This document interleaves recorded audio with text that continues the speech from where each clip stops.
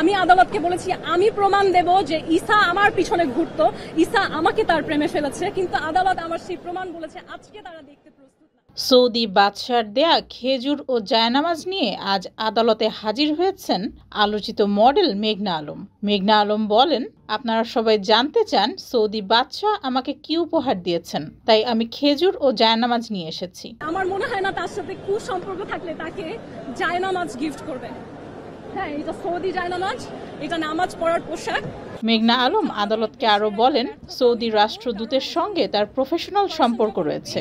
Saudi রাষ্ট্রদূত ঈশা তাকে প্রেমের ফাঁদে ফেলেছিলেন, সেই যথেষ্ট প্রমাণ মেঘনা আলমের কাছে রয়েছে।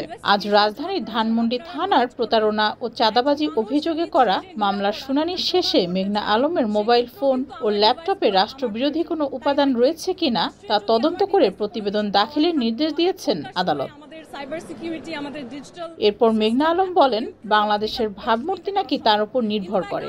নারীদের অধিকার নিয়ে অনেক কাজ করেছেন তিনি। মেঘনা আলম তার ব্যবহৃত ম্যাকবুক, ল্যাপটপ, মোবাইল ও পাসপোর্ট ফেরত চান। উভয় পক্ষের শুনানি শেষে আদালত মডেল মেঘনা আলমের জব্দকৃত ম্যাকবুক, ল্যাপটপ ও মোবাইলে রাষ্ট্রবিরোধী কোনো উপাদান রয়েছে কিনা তা তদন্তের নির্দেশ দেন। আজ বেলা 11টার দিকে নিজের পাসপোর্ট, মোবাইল ফোন ও ল্যাপটপ ফেরত পেতে আদালতে হাজির হন মডেল মেঘনা আলম।